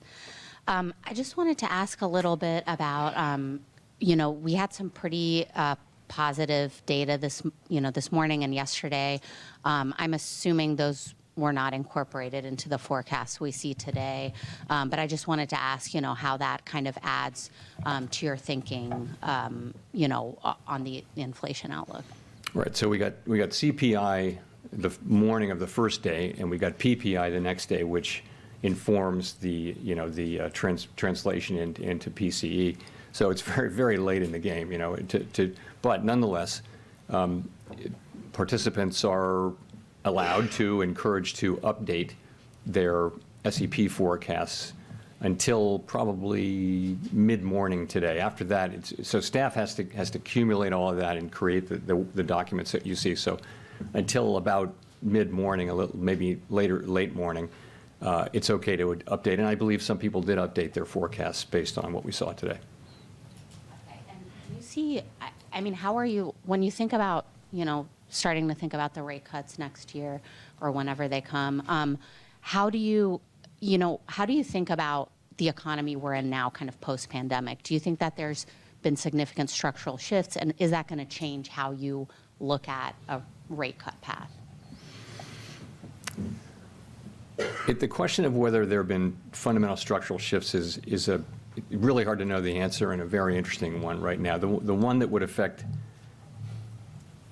one that comes to mind, though, is just the question of where the neutral rate of interest is. And so, for example, if it's risen, and I'm not saying that it has, but if it were to have risen, that would mean that interest rates would need to be a little bit higher to convey the same level of restriction. The thing is, we're not really going to know that. People will be writing papers about that 10 years from now and still fighting about it. So it's just that it's going to be uncertain. So we're going to be making policy in this difficult, uncertain, really unprecedented environment. Someone once said that you know the natural rate of interest by its works, and that's really right. But that's very difficult because policy operates with a lag. So it's one of the reasons why we slowed down this year. We started slowing down at this meeting last year, reducing the pace at which we were adding restriction. And over the course of this year, we really slowed down a lot to give those lags time to work. In terms of demand, has demand shifted more away from services into goods? You can make a case for that the shift back into services has not been complete, and it doesn't look like it's ongoing, but I don't know if that's right. Maybe people just bought so much stuff that they temporarily don't want any more stuff. They haven't got any place to put it. Let's go to Jennifer. Thank you, Chair Powell. Jennifer Schonberger with Yahoo Finance. You said back in July that you needed to start cutting rates before getting to 2% inflation. As you mentioned, PCE inflation is now running at 3.5% on core. On a 6-month annual basis, core PCE is running at 2.5%. though when you look at Supercore and Shelter, they are, of course, stickier. So in looking at the different components of the data, how much closer do you have to get to 2% before you consider cutting rates? I mean, the reason you wouldn't wait to get to 2% to cut rates is that policy would be too late. I mean, you'd want to be reducing restriction on the economy well before 2%, because before you get to 2%, so you don't overshoot. If we think of restrictive policy as weighing on economic activity, you know, it takes a while for policy to get into the economy, affect economic activity, and affect inflation. So I can't give you a precise answer, but if you look at what's in the SEP, and you know, I think you'll see a reasonable estimate of the time lags and things like that it would take. Do you think below 3% would be reasonable? I wouldn't want to identify any one precise point, because I would be able to look back then and probably find out that it turned out not to be right. But we'll be looking at it and looking at the broad collection of factors.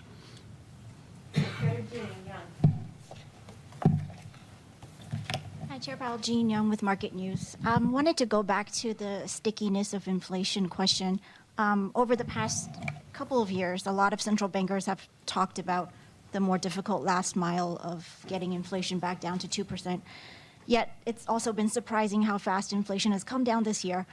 I'm curious, do you think something has changed in our understanding of inflation?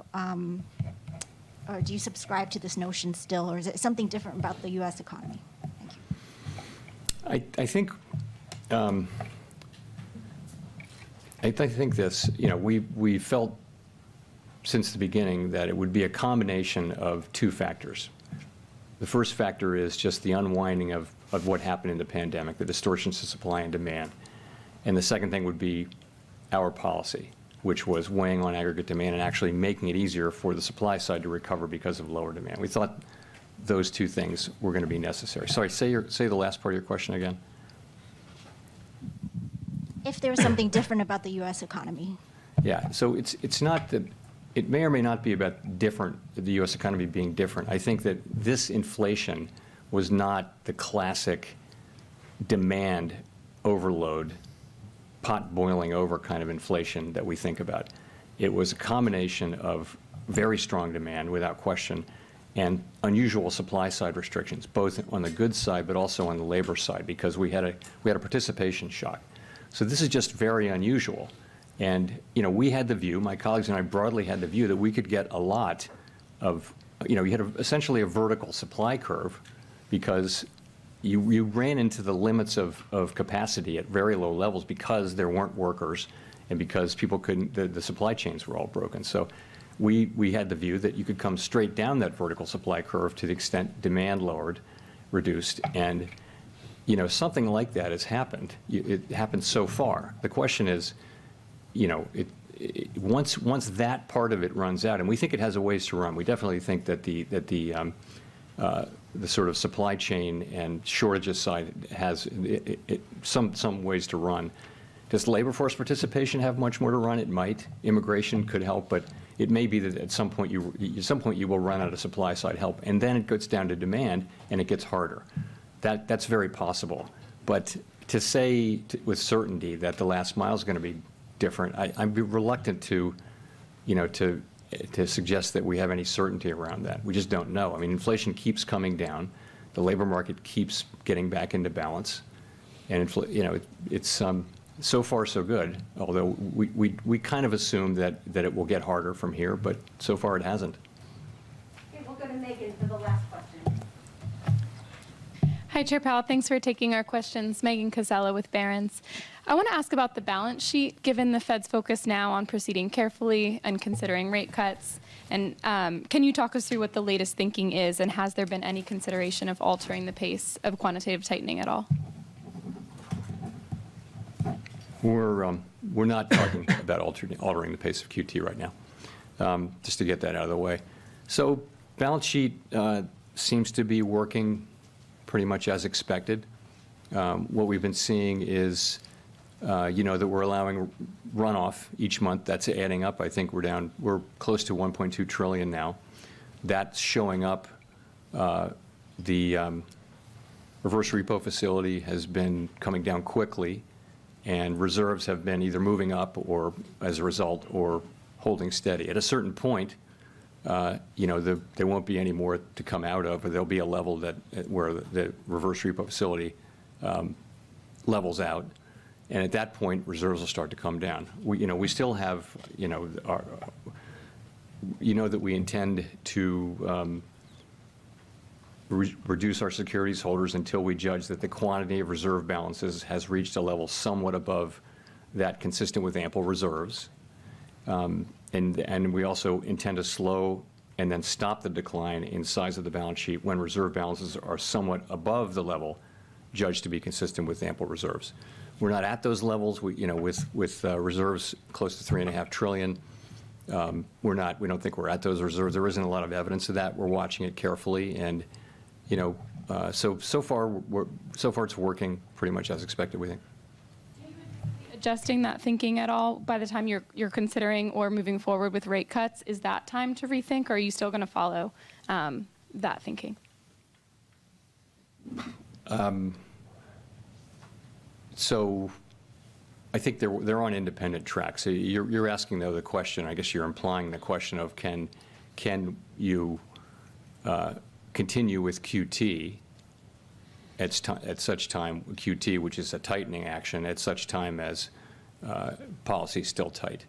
And the answer is it depends on the reason. If you're cutting rates because you're going back to normal, that's one thing. If you're cutting them because the economy is really weak, so you can imagine you have to know what the reason is to know whether it would be appropriate to do those two things at the same time. Thank you. Thanks very much. All right, ladies and gentlemen. Wow, that was something, huh? So hold on, let me get Mr. M back. So let me just switch the mixer to, I press a few buttons. I press open routing and I press mix minus, and perfect. You can unmute.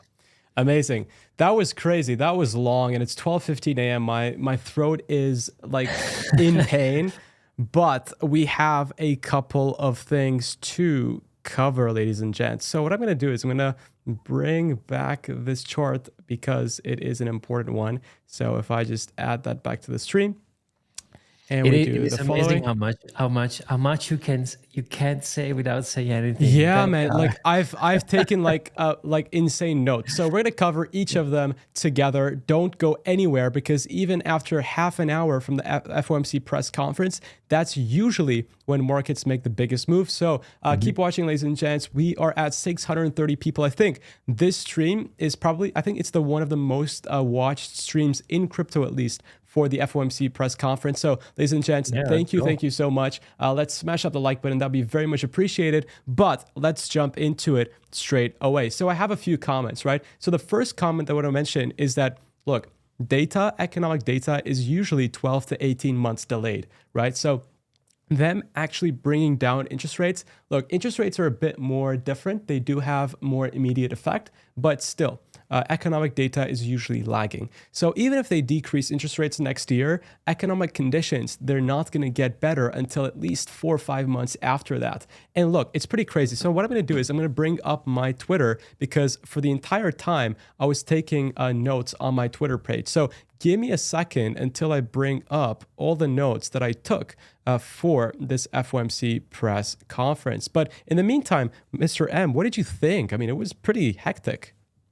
Yeah, I mean, I think he's gone back in circle over and over, saying, I mean, people were asking basically the same question, and he was just kind of not saying anything. Well, maybe recession, maybe not, maybe we'll change, it depends. Well, it depends, maybe the market, well, we don't know.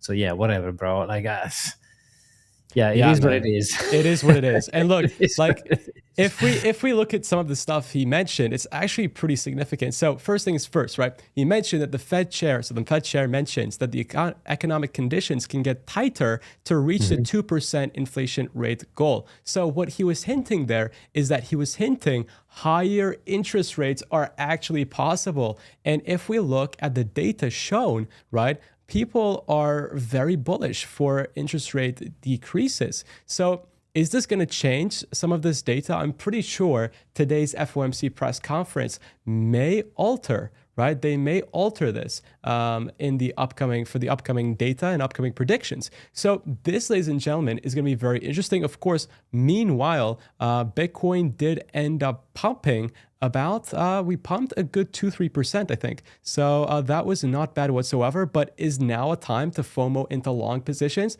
Personally, I unfortunately don't think so, right? Just from my personal perspective, because Bitcoin does get very volatile. Of course, we saw the volatility here, and it does continue being very volatile about half an hour, one hour after the FOMC. So I would just be careful. My personal rule is that I don't trade the day before, the day, and the day after. So let's see what happens. But Bitcoin did end up seeing a pump, which is honestly, I think after everything that has been said, why is this bullish, right? Let me tell you why I find this bullish. Because look, they predict 4.6% interest rates by the end of next year. However, they still believe that the interest rates can go up, right? Further interest rates hikes are still on the table. And on top of this, right, the Fed chair literally stated that the United States can experience a recession next year, right? That was crazy.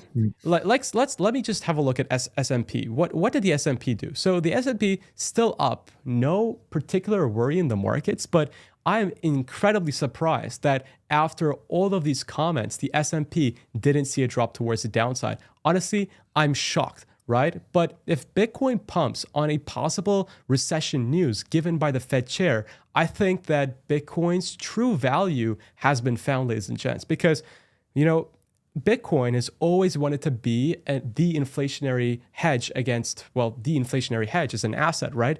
And I think now, comparing it to the gold price also, we've been following the same sort of trend. So Bitcoin is no longer treated as a tech stock anymore. And now we're finally been treated as the asset that we deserve to be, a hedge against inflation. And honestly, I'm wondering what gold is doing. So I was about to ask, you read my mind. I was about to say, can you pull out the gold chart, please? Yeah, of course. And look, if we have a look at the weekly, gold hit an all-time high last week, right? So we saw a massive all-time high on gold. We hit 2,146 because, assets that are hard money, right? Hedges against inflation, precious metals, they are pumping in price. And if Bitcoin is following this pump, that means that Bitcoin is finally being treated as the hedge against inflation. And it is absolutely fantastic. In the imminent short term, gold actually did see a pump towards the upside, which is absolutely beautiful. The same sort of pump that Bitcoin saw. And look at that. That is absolutely fantastic. I mean, I am so happy. I am over the moon, actually, that Bitcoin and gold are finally in the same classification. What do you think, Mr. M? Yeah, I like it as well. I mean, it would be interesting to see what will happen in the next 2 or 3 weeks when the January 5th to January 10th is going to be defining, I think, the next move.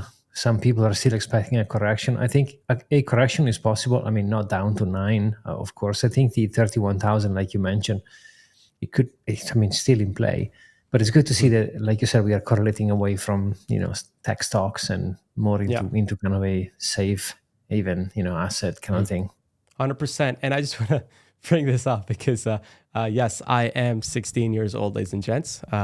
That's why my name is Crypto Kid. So, yes, I just wanted to bring that up. But yeah, I'm honestly very, very happy. And there are just a couple of things that I want to go over. So I've seen in the comments section that AVAX, which is a project that I love, not just because it's actually a very good project, but because it has a Turkish founder. And of course, I'm from Turkey. So I have been supporting AVAX along the way and buying up AVAX.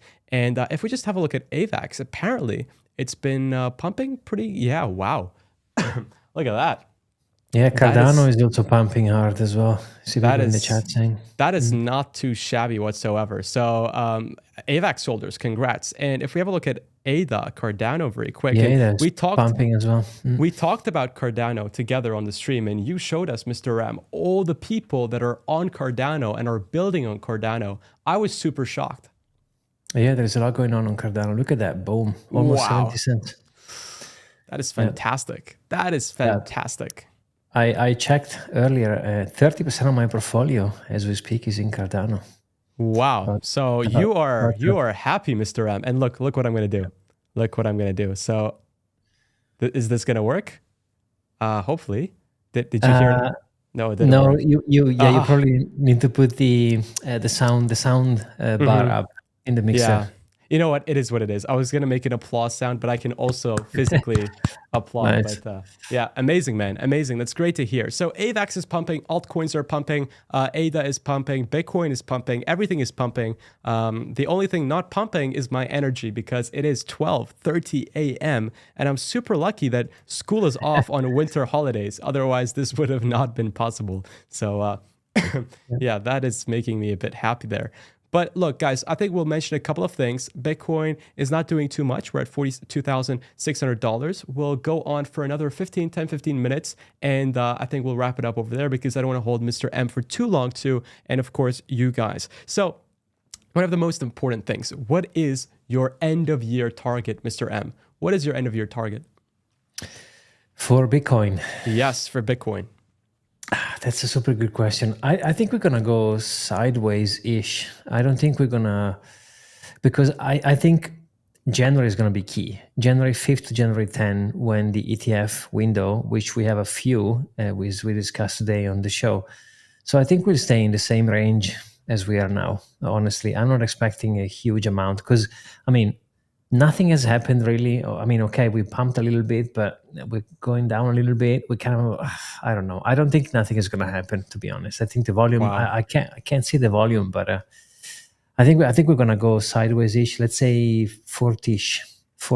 That's my end of the year target. Then January 5th to January 10, we will see either a humongous pump or a correction. I think that's my opinion. That makes a lot of sense. And I think that is, that's a fair take. Now, look, there is, 2 weeks left until the end of the year, which is crazy. In 2 weeks, guys, we're going to be calling on our calendars. It's going to be 2024. And Crazy. Wishing everyone a beautiful holiday season, by the way. I hope you're spending time with family and loved ones. That's the most important thing, of course. But my personal end of year prediction for Bitcoin, excuse me, is going to be, I think 47K, honestly. I think if this candle, like, I don't know, it's Bitcoin is playing with my emotions. So if this candle finishes in the red, right? And the next candle begins trading below the close of this week's candle, then I'm expecting a reversal to all the levels that I mentioned, $38,000, $36,000, and maybe even $34,000. However, if Bitcoin closes this candle in red, right, and we continue seeing a pump, the following candle, then it's going to be massive because I want to bring your attention back to 2020. So in 2020, Bitcoin saw a 7 consecutive green candle increase. Then what we did was, because it was time for some sort of consolidation, some sort of reversal, Bitcoin had this red candle, right? Which we dropped all the way from $18,500 to $16,180. That was a pretty significant drop, right? So we had a drop from over there. That was about a 13% drop. And what Bitcoin did afterwards was create yet another green candle. So over here, we went parabolic and of course came all the way up to 42,000.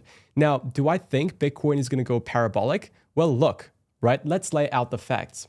Bitcoin, we're going to have around 12, 13 spot ETFs, hopefully being approved in the first 2 weeks of January. So that's one. That's within 3 weeks. And on top of that, we are in a pre-halving cycle where Bitcoin, right?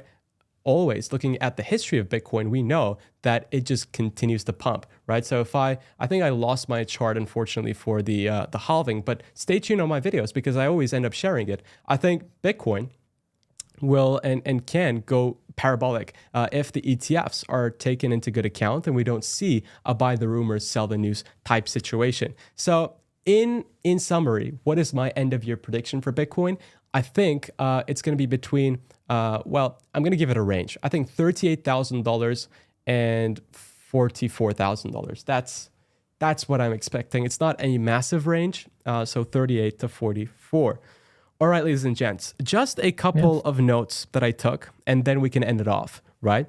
Notice how they were saying that their job is to reduce unemployment as much as possible. And they were saying that unemployment was at very, very low numbers. Now, I mentioned this on the Moonshow stream. Guys, the homeless rate is not included. So people that are homeless in the United States is not added to the unemployment metric, which I find absolutely crazy. So yes, the people seeking jobs but don't have jobs may be very low because it's the holiday season. And remember, in the holiday season, there's usually a lot of hiring going on for a seasonal job, etc. But right now, ladies and gents, there are so many people, unfortunately, on the streets. And that is really, really unfortunate.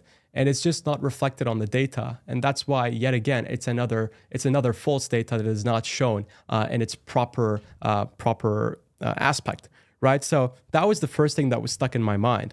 Really, it's very, very crazy. And if you Google, by the way, the homeless data, right, you are not given anything at all. Right? There's no such thing. If you go on Google, you find a few articles maybe, but you don't really find anything. And that's, in my opinion, done on purpose. So that was the first thing that was stuck in my mind. And I think one of the final things that I want to mention before ending off is that Bitcoin is approaching the Fibonacci golden pocket very soon. And this golden pocket actually is colliding with $48,000, which is only $1,000 above our very crucial line of resistance at 48K. So I think my trading view is very laggy now because we have been streaming for now 1 hour and 50 minutes. And legends, thank you so much for watching, and thank you so much, Mr. M, for really helping me out and anytime, bro. Not leaving me alone. It would have been anytime. It would have been pretty lonely, to be honest. So honestly, last thing that I'm going to mention, and then I think we can end it off because I'm extremely tired and my mom has been calling me for the past half an hour saying, where are you? So anyways, over here at $50,000, $49,000, we have the Fibonacci golden pocket. So if Bitcoin continues going towards the upside, it is possible that we see a retracement from there. But ladies and gents, I think, Mr. M, is there anything else that you would like to add? No, I just want to say, thank you so much for having me on your channel. Super happy. Guys, you guys watching have been fantastic. I mean, I had so much good time. Thank you for having me. I've been super happy to be with you. Yeah. Man, honestly, thank you very much. We've been live streaming today for, I think, a total of like 3.5 hours in one single day. So really, I don't even know what time is it. What day is it? I've lost count. It's apparently 12:30 a.m. on 14th of December, and there's like 2 weeks until the year finishes. So it's really crazy how time is going so fast. But ladies and gents, we hit 400 likes on this live stream. We hit 700 views. It was one of the most viewed streams in the crypto space for the FOMC stream. So ladies and gents, I want to thank each and every one of you personally. Really, thank you very much. So guys, as always, thank you very much for watching the stream. I hope to see you guys on future videos. Make sure to turn on the notification bell and subscribe if you haven't already, because I'm trying to hit 30,000 subscribers by the end of the year. Let's make it happen. It would make me very happy. And of course, make sure to check out beautiful Mr. M Podcast's channel. It is linked in the chat. I hope Mr. Diogo can hook us up. And of course, Mr. Diogo, thank you so much for moderating our live stream. Ladies and gents. I'll play these. Can you hear it? Wait, no, not the crickets. I can hear crickets. Woo! Amazing. Nice. Guys, thank you very much again. Mr. M, thank you so much for joining, and guys, I hope to see you all very soon. Take care, everyone, and I will see you all on the next video very soon. Take care, guys, and bye-bye. Cheers. Bye.